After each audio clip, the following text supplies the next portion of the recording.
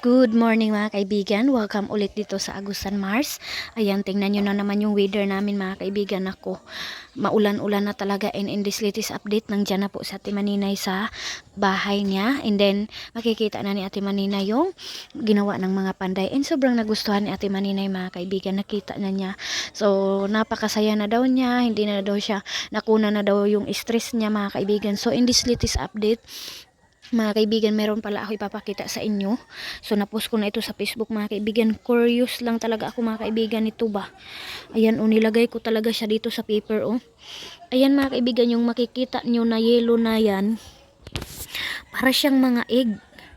Buti mga kaibigan, pero iwan ko kung nainom ko na ba yung iba or ito lang mga kaibigan. So nagpapasalamat ako kay God kasi hindi ko pa siya na ito mga kaibigan, papakita ko talaga sa inyo. Masakit para ngayon pa lang din to mga kaibigan. So sa taga binta ng mga tubig, sana naman po ayusin nyo po yung pagbinta nyo, or kailangan nyo pong salain ng mabuti. So rami-rami na po yung nainom namin. Diyos ko po Lord, so sana hindi po ito mga egg ng mga or ano man to mga kaibigan na egg. Di ba siya klaro Ang mga kaibigan yung nakikita nyong mga gold. Ayan. So ngayon ang gagawin ko mga kaibigan, hanapin ko kung mayroon pa ba. Pero kasi mayroon pa akong nakita dito sa loob. Mayroon pa akong nakita mga kaibigan. Ginoo ko Lord.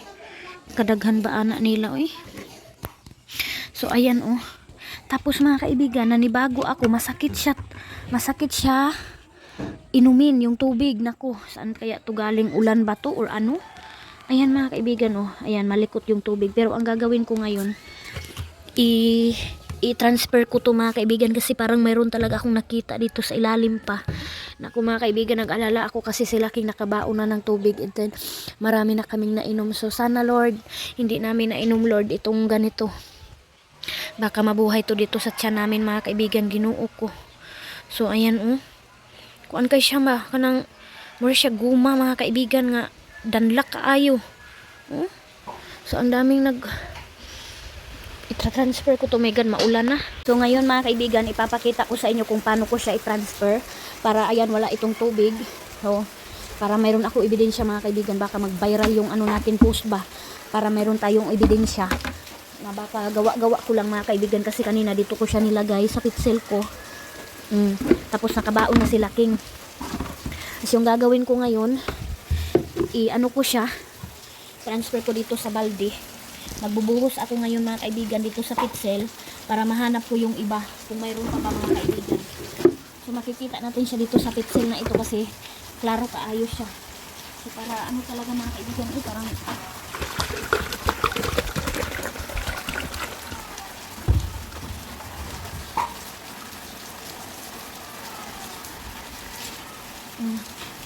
ayan, transfer ko na siya dito sa pixel, and then ilalagay ko dito sa balde kasi wala, para ko mga kaibigan, matingnan ko kung meron ba talagang iba pa.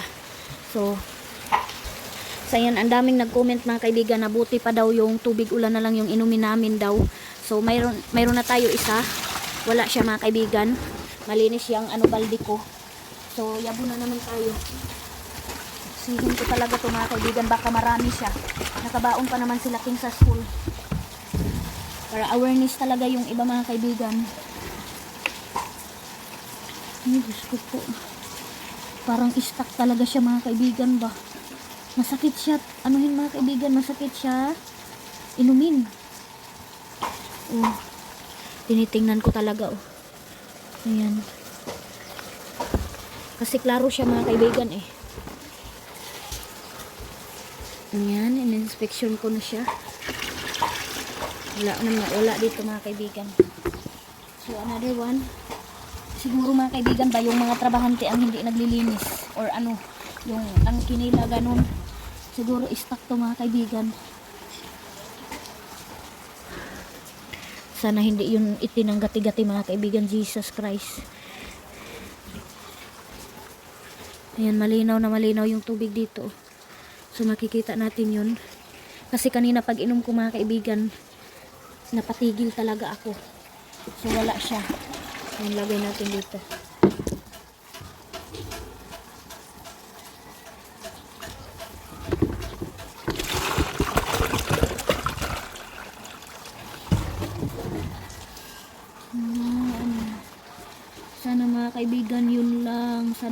sana. Para hindi naman ako matakot mga kaibigan na mainom namin. Masama po pakiramdam ko. Masakit po yung ulo ko mga kaibigan kasi yung pagsundo namin kay Ate Maninay, maulan. Kusog kayo ang salibo ba? Kusog kayo ang salibo. Oh my God. Ay, bigat. Kusog kayo ang salibo. And then napakalakas ng init. Another one, pang last po mga kaibigan. Ginanyan ko na para matanggal. Baka po nagpilit siya ba.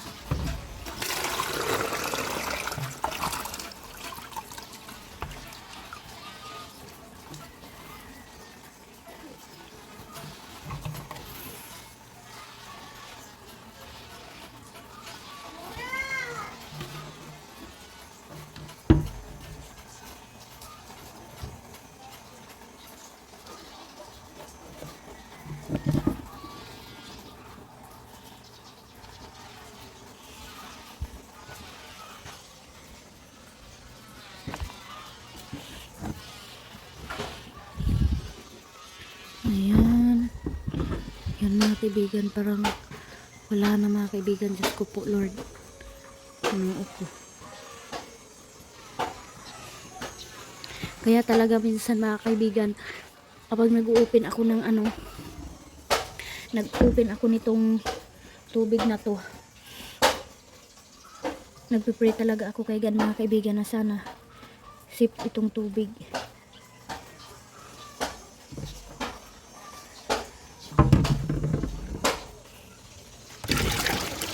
Pag-pray namin mga kaibigan na safety yung pag-inom namin ng tubig.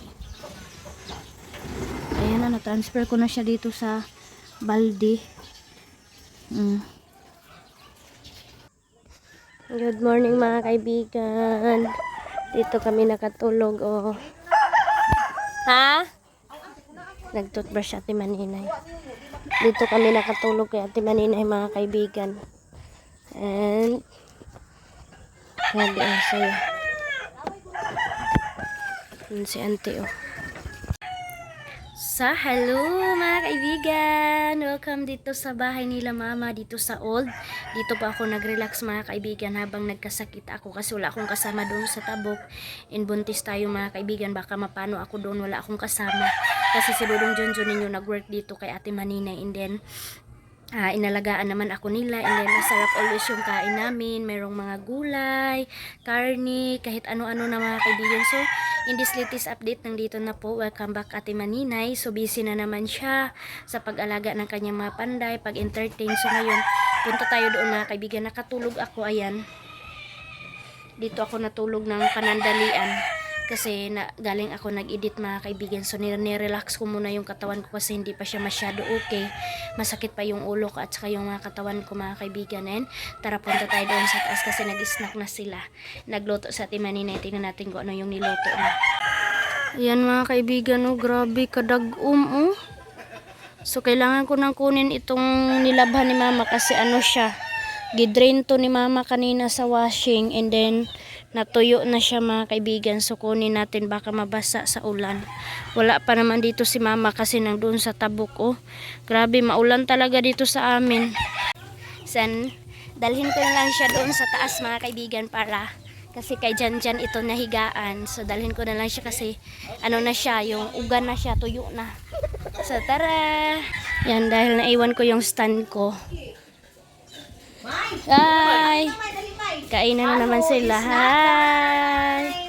Welcome back Ate Maninay. Saan naman na inyong gikaon? Bihon kanon. Hala! Manam ko. So yan na mga kaibigan, dito na kami sa labas. So relax na yung mga trabahan. Gayan si Auntie. Hello Auntie! Nakabisit na siya dito sa amin. Nag-enjoy siya sobra. Yes, nag-enjoy si Auntie dito sa amin. And ang dami ng nagre-rails siya mga kaibigan, and ang daming views niya. So napakaganda talaga dito sa Tikbon. Ang dami talaga nakagusto dito mga kaibigan. Pero yung iba hindi nakagusto kasi madumi daw dito sa amin, ibang tao. Kasi yung tubig daw. Oh. Ang daming nagbabash, pero mas marami mga kaibigan yung may gusto kasi maganda daw ang view sa Bicol. So, madami ding mga followers gusto ni Ate Maninay na gusto pumunta, and then sa akin din mga kaibigan, sabi ko sa kanila, welcome kayo, and mag-ano lang sila mga kaibigan kung sure ba talaga sila pupunta kasi mayroon naman kaming mga pambot, so pambot lang naman talaga yung sasakyan dito.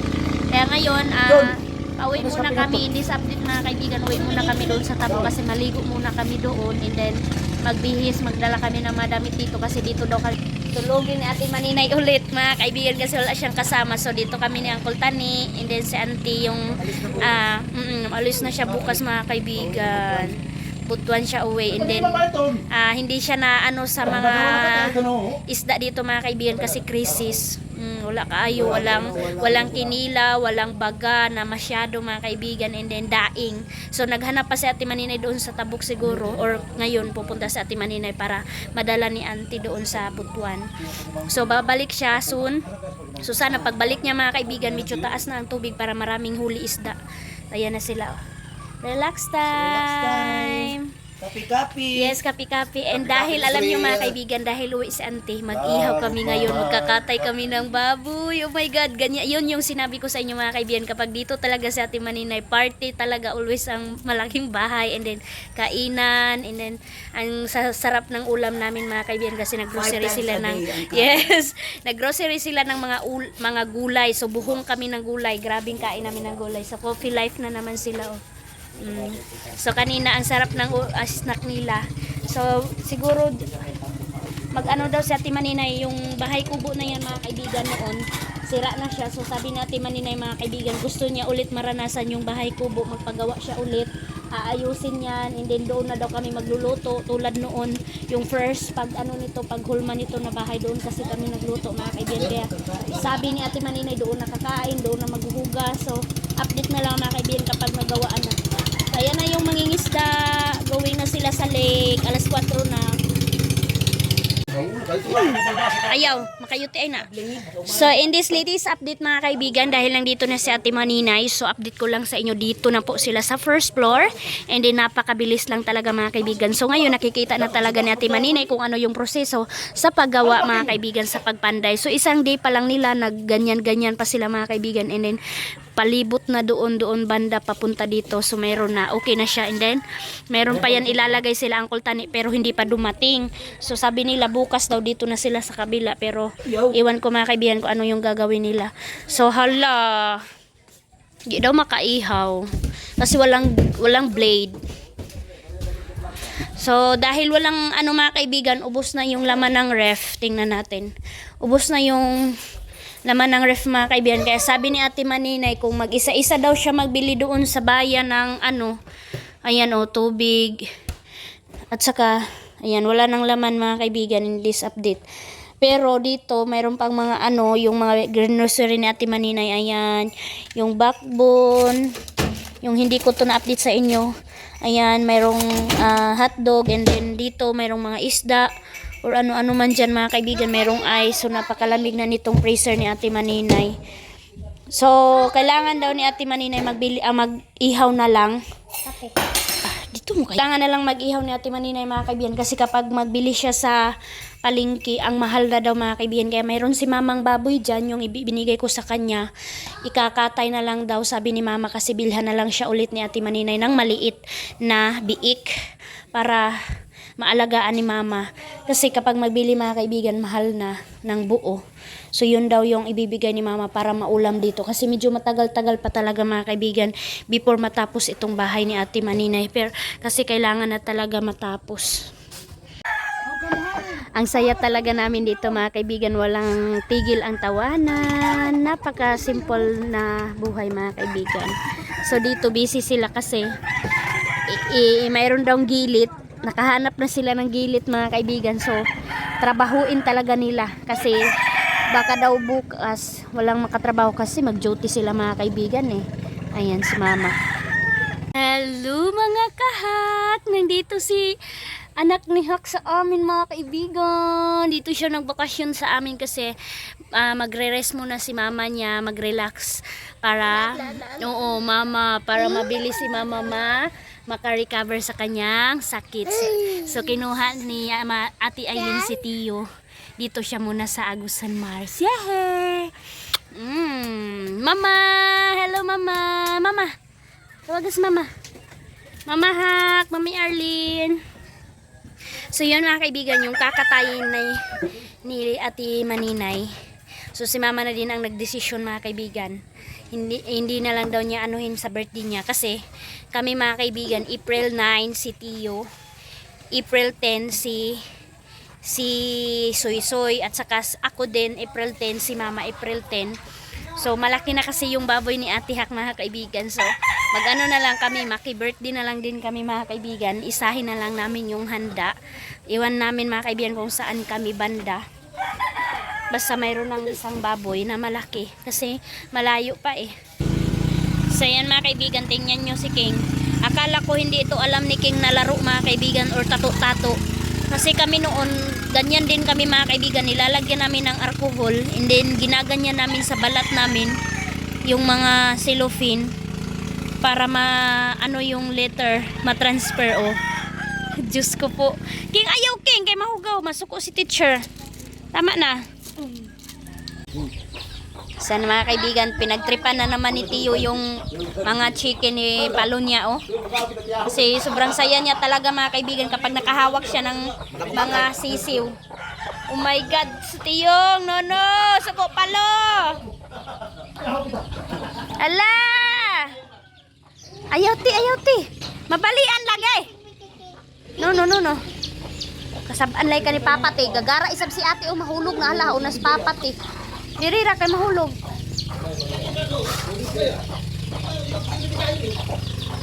Ayan, dito kami mag-ihaw ng baboy sa ilalim. Sagdira. So ayan na mga kaibigan, finish na po yung sa terrace ni Ate Maninay doon sa itaas. Wow, napaka-cute.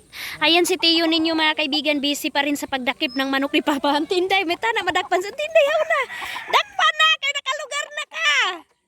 Go! Sige! Hawid! Ito yung magbana kay Papa mga kaibigan. Go Tio, go! Bantay halab. Aday, ginoo ko ang tinday. Kuhaan na! Hika pa na di pag-ato bangon, Ginoo ko. Tarian ka karon. Aday, ang tinday. Pagalang aday! Ayaw lang kay tarian ka. Uy, ayaw, hala. Yo, King. Ano na kaibigan? Ay, Diyos, ang tinday ba?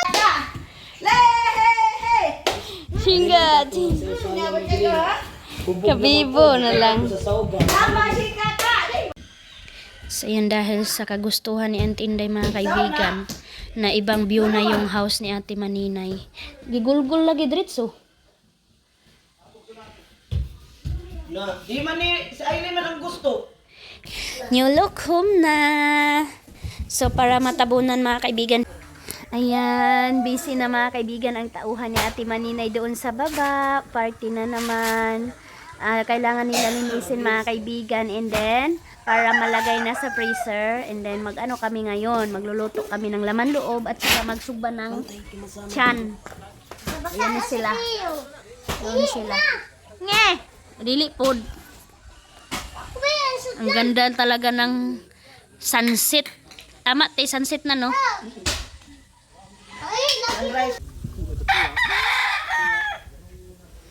La kaluoy di kung buros na diha no. Sayang.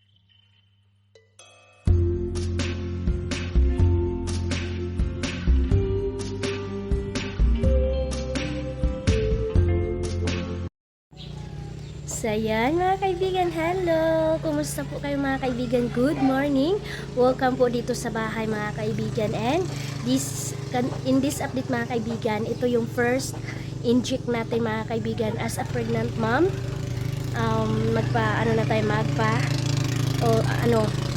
magpabakuna na tayo mga kaibigan para safety si Bibi mga kaibigan. And then nandito sa Ate Maninay nandyan sa ilalim ng bahay, nagtawanan sila ni Dodong Junjun kasi ang kulit talaga ni Dodong Junjun mga kaibigan. And papunta na ako, ayan, nakabihis na po ako and nakahabbat. And then ngayon nagwashing ako mga kaibigan, so iwan ko muna yung winasingan ko.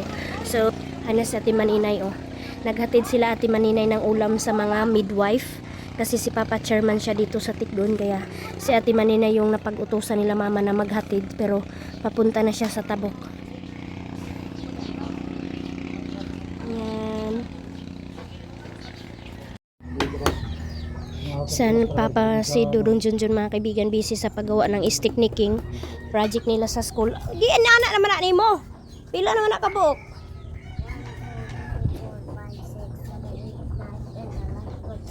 Nagdubol-dubol man to pagkaihap nimo. Tar ayon no inana Kuha anak tanan.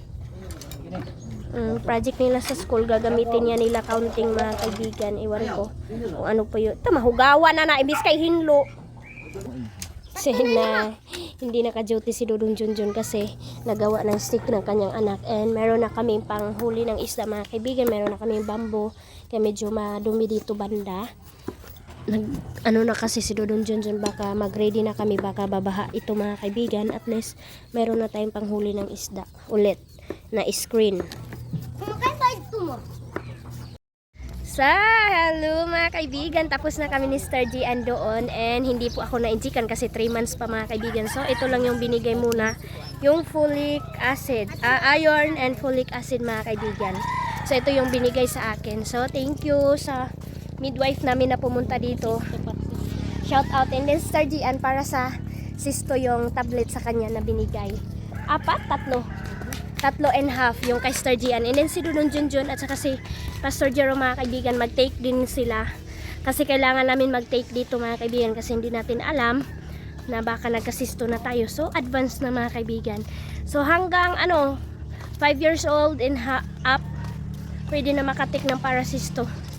So maganda na yun kasi nandito na.